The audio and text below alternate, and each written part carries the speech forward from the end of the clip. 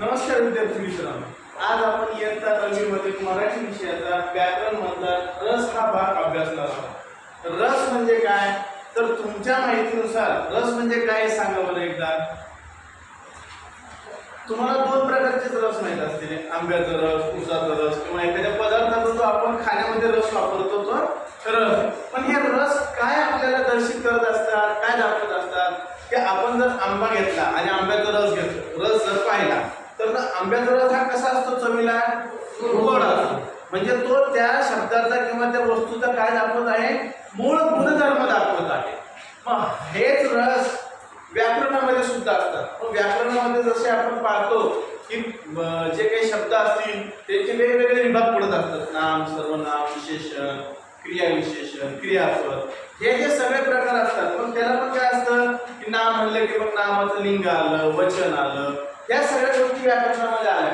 परंतु जेव्हा व्याकरणामध्ये आपण गद्य आणि पद्याचा विचार करत असतो तर पद्य यामध्ये जेव्हा लेखन केलं जातं तर जे काही काव्य केलं जातं, मग ते काव्य कोणी काय केलेलं असणं, कवीनं करो किंवा एखाद्या संतांनी किंवा साधू संतांनी जे काही कवनं लिहून ठेवलेली आहेत, वचनं लिहून ठेवलेली आहेत, तर त्यांच्यामधून पण काय केलेले आहेत, भाव व्यक्त केलेले आहेत। पण हे जे भाव असतात, हे जे भाव जे असतात ते भाव म्हणजे ते असतात रस। समजा एखाद्या काव्यामधून आपल्याला असं प्रतीत होत असेल की बाबा आपण शूरवीरांची कथा ऐकतोय किंवा आपल्या अंगामध्ये त्या प्रकारची एक शक्ती निर्माण होत असेल, आपल्याला पण काहीतरी करून दाखवण्याची, वीर कार्य करण्याची काही आपल्याला एखादी प्रेरणा भेटत असेल, तर तो त्याच्यामधून आपल्याला एक प्रकारचा संदेश भेटलेला असतो की ह्या प्रकारचं हे काव्य आहे आणि याच्यातून ही भावना व्यक्त होती।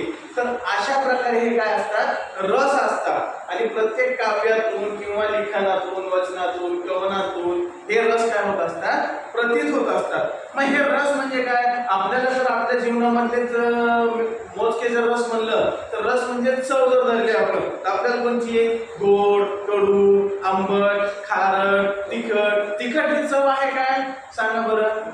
आपण हे सगळ्या चवींची नाव घेतली तर त्याच्यामध्ये तिखट ही चव आहे काय, तर नाही। तिखट ही चव नाही, ही फक्त आपल्याला एक त्रास किंवा आग होणारा एक पदार्थ आहे, तिखट ही चव नाही। मग हे जे काही सगळे चव असतात, खारट, तुरट, आंबट, तर ह्या सगळ्या प्रकारच्या चवी आपल्याला खाद्यपदार्थातून पाहायला मिळतात। ह्या चवी आपण रोज प्रकारच्या दैनंदिन प्रकारच्या जीवनामध्ये काय करत असतो, आपण हे सगळ्या अनुभवत असतो। परंतु जर हे कवनांचा जर आपण विचार केला, लेखनाचा विचार केला, तर ह्याच्यामध्ये किती प्रकारचे रस आपल्याला असतात, तर किती प्रकारचे रस आहेत, 9। किती प्रकारचे रस असतात, 9 प्रकारचे रस असतात। मग हे जे काही वेगवेगळे साहित्य आहेत तर ही सगळी साहित्य कशामध्ये आहेत, तर ह्या रस मध्ये आहे।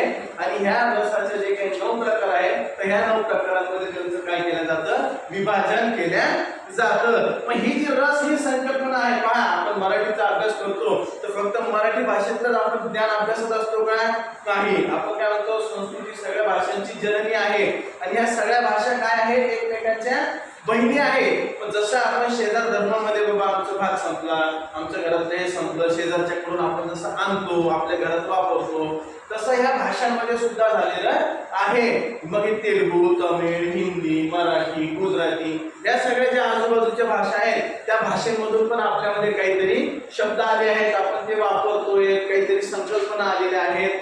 तसंच ही जी संकल्पना आहे, रस नावाची संकल्पना, ही संकल्पना आपल्या मराठीमध्ये संस्कृत मधूनच आलेली आहे। प्रामुख्याने जी काही कवितांची उदाहरणे दिलेली जातात किंवा दिलेली असतात ही सगळी ह्या रस प्रकारामध्ये मोडलेली असतात। मग ह्याच्यात फक्त काव्यच असतं का, नाही। तर एखादा लेख असेल तर त्या लेख मधून पण त्या भावना जर उत्पन्न होत असतील किंवा प्रतीत होत असतील तर त्याला सुद्धा आपण काय म्हणू शकतो, रसचं उदाहरण आहे असं म्हणू शकतो। फक्त काव्यातूनच आपल्याला रस भेटणार आहे का, नाही। तर एखादा किंवा लेख लिहिला असेल किंवा एखादं छोटंसं त्याच्याबद्दल माहिती दिलेली असेल, पॅरेग्राफ लिहिला असेल, त्याच्यामधून पण ह्या सगळ्या संकल्पना किंवा भावना व्यक्त होतात। त्याचं वर्गीकरण सुद्धा कशामध्ये करता येतं आपल्याला, रस ह्या भागात। रसाचे जे 9 प्रकार आहेत त्याच्यामध्ये आपल्याला ते करता येतं। परंतु कधी कधी आता हे 9 रस सांगितलेले आहेत, हे जे नवरस दिले आहेत त्या नवरसांव्यतिरिक्त सुद्धा काही भावना असतात, त्या काय केल्या जातात, व्यक्त केलेल्या असतात। त्या सुद्धा ह्या 9 रसांच्या उपप्रकार प्रकारांमध्ये काय होतात, मोडत असतात. एखादे साहित्य असो की ते एक्स्ट्रा जर असेल तर ते सुद्धा त्या रसामध्ये काय केलं जातं, मोडल्या जातं. पण मग समजा एखाद्या कवितेमध्ये, आता आपण म्हणतो की बाबा कवितेतून भाव व्यक्त होत असतो, तर समजा एखाद्या कवितेमध्ये वीर शब्द आला, वीर शब्द आला तर त्या कवितेतून वीर रस बाहेर आलाय का, असं आहे का? किंवा एखाद्या कवितेमध्ये हुंका शब्द आला, मग हुंका शब्द आला म्हणजे तिथं काय बाबा त्यांना केलेला करुण रसच आहे का? नाही, त्या शब्दाला महत्व नसतं. आता समजा आपण एखादं वाक्य घेतलं, त्या वाक्यामध्ये समजा एखादा शब्द घेतला, तो शब्द दुसऱ्या वाक्यामध्ये गेला तर त्याचा अर्थ वेगळा होऊ शकतो. तसं नसतं, शब्दाला अर्थ नाहीये. ह्या कवनांमध्ये किंवा ह्या जे काही काव्यपंक्ती येणार आहेत, त्या काव्यपंक्तींमध्ये जे काही वाक्यातून अर्थबोध होणार आहे आपल्याला, तर त्या अर्थबोधावरून काय होणार आहे, या रसांमध्ये त्याचं वर्गीकरण केल्या जाणार आहे. मग पहा, हे 9 रसांचे प्रकार कोणकोणचे, सगळेजण एकदा वाचा बरं. पहिलं कोणतं आहे, करुण, शृंगार, वीररस, हास्यरस, रौद्ररस, भयानक रस, बीभत्स रस, अद्भुत रस आणि शांत रस. आता ह्याच्यातले काही रस तर तुम्हाला सांगायचं कामच नाही पडणार. जर हास्यरस म्हणलं तर हास्यरसामध्ये काय येणार आहे, एखादं कॉमेडी केलेलं वाक्य येणार आहे किंवा एखादं जोक केलेली कविता येणार आहे, अशा प्रकारचं येणार आहे. परत भयानक मध्ये काय असणार आहे, आपल्याला ज्या कवनातून भीती वाटल किंवा एखाद्या वीर मरण दिला असेल, मृत्यू दिला असेल, तेव्हा कशामध्ये येणार आहे, भयानक रसमध्ये येणार आहे. शांत रसमध्ये काय येणार आहे की बाबा एखाद्याने शांततेने केलेले वचन किंवा एखाद्याने शांततेने केलेला उपदेश, हे त्याच्यामध्ये काय येणार आहे, शांत रसमध्ये येणार आहे. मग आपण सुरुवातीपासून शेवटपर्यंत पाहू की या 9 रसांमध्ये कोणकोणत्या प्रकारची उदाहरणं येणार आहे. बाबा करुण रसमध्ये काय काय येणार आहे सांगा बरं. शोक, दुःख, वियोग, दैन्य आणि क्लेशदायक घटना.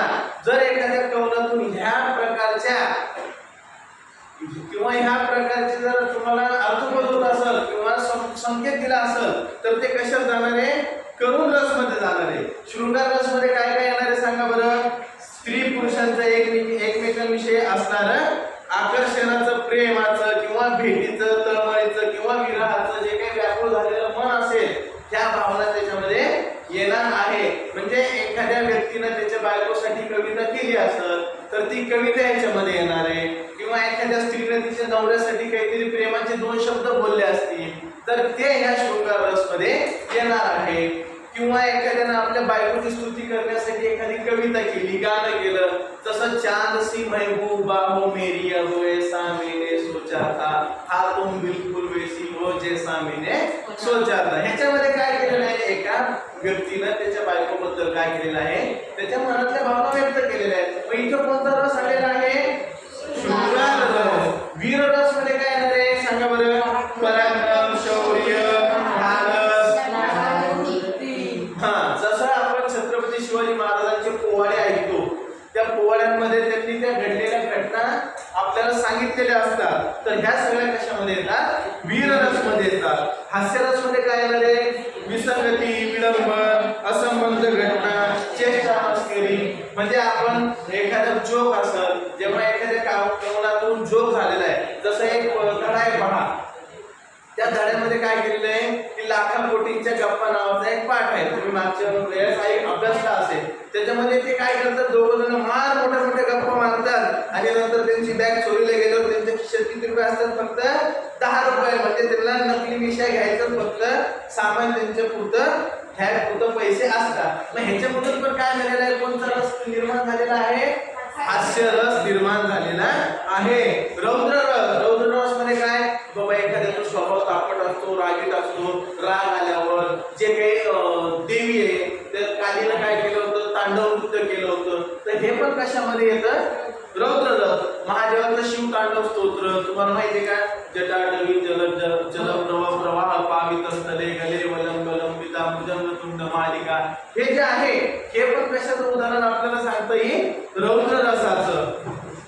मग आता भयानक. भयानक रस मध्ये काय आपण पाहिलं की मृत्यू असं किंवा एखादं भीतीदायक भूताचं किंवा एखाद्या जादू टोण्याचं काही केलेलं वर्णन असं, ह्या सगळ्या गोष्टी कशा येतात भयानक रस मध्ये. आणि बीभत्स रस मध्ये काय, किळस, तिरस्कार जागृती करणाऱ्या भावना. पहा कधी कधी आपल्याला काय होतं की एखादी गोष्ट कोणीतरी कसं तरी खातं आपल्याला, म्हणजे एखादा पोरगा कुल्फी खायला हा, आणि कुल्फी खात असताना काय होतं, तो कुल्फी खाते त्याच्या नाकातून शेपूट पडतो त्या कुल्फीवर आणि तो तीच कुल्फी खातोय. मग हे आपल्याला कसं वाटतं, विभत्स वाटतं ना, म्हणजे एकदम किळसवाणं वाटतं. तसंच जर एखाद्या कवनामध्ये दिलं असेल की एक लहान मुलगा आहे तो शेपूट कुल्फीवर पडतोय तेच खातोय, तर असं जे काही कवन केलं असेल किंवा वाक्यरचना केली असेल तर ती कशामध्ये येते, विभत्स रसामध्ये येते.